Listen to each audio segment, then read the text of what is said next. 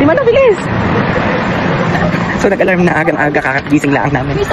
Bilisan mo, Ate Malo. Si Ate Malo kasi yan. Dito, takbo na tayo. Dito, takbo na tayo. Takbo, bilis.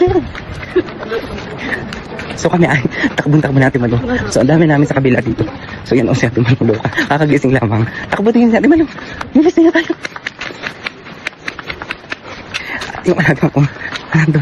Kakagising ko lang, tapos si Ate Malo naman kakagising. Kakaligo lang.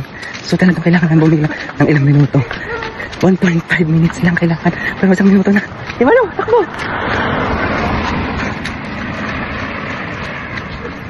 Yala!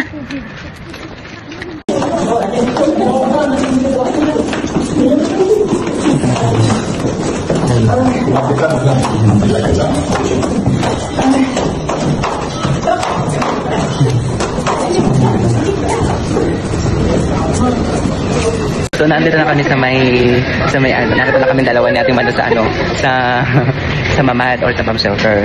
Bilis si Ate Malo yan oh. Hindi pa tapos maligo. Ay walang magagawa. So yan.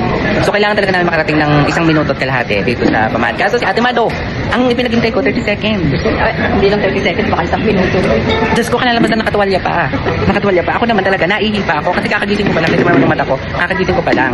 So, nung dati na pinakain ko lang yung isda ko. Pagkapakain ko ng isda, then nag-CR na agad ako. Then, pagka-alarm na, diretso na agad kami. Wala, hindi na ako nag-humugo na gano'n. Diretso na ako. Sa Ate Malo, diba? Sabi ko nga, dapat yun na sana pala ako naligo. And everyday, naliligo ako doon. So yun. Talaga dapat kayo ay, ano. So ngayon, marami lang tao.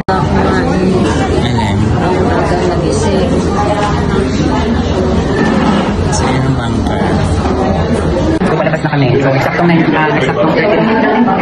minutes. So, lahat kami kailangan umalis na. So, pabalik na kami. Diba? Pabalik na kami ng Ate Malo. Ngayon. Medyo matindi yun. Kasi hindi na kami naksan ng ilaw. So, yan. Diba? So, ayan. Natuyo na ang buho ko. 30 minutes kami ng ganon. Natuyo na ang buho ko. Pauwi na kami, Ate Malo. Diba? So, dapat sinusunod natin yung mga Home Front Command protocols. Diba? Ay, wait lang ang aking alaga. Oo, wait. Ang aking alaga, kailangan ko lagi itong anuhin, bitbitin, alalayan, o kuyabit kung saan. Natuyo na ang buhok doon sa bomb shelter, kaya kami ngayon pabalik na. So, 30 minutes po ang yung time para sa pag nag-stay kayo sa bomb shelter. So, kailangan talaga sumunod po tayo sa protocol. So, before is 10 to 15 minutes lamang everyone yung pag-stay, but right now it's different. Kaya talagang susunod po tayo ng bonggang-bongga. Di ba, Ate Malo? Yeah. Ayan, maligo agad ng mabilis, ha? Ay, Nakatuwalya pa kanina. kanina naman ako tumawag. Eh, talagang dapat, 30 seconds, ay nakapagbihis ka na, talagang tatakbo na ng bonggang-bongga kasi ang dami na nagsisitabuhan. Kasi ang time limit is 1.5 minutes. Dapat naroon ka na sa mamad. Buti na lang ng bonggang-bongga kami nakarating ng maayos, di ba? So, ay wag naman sana magsunod pa.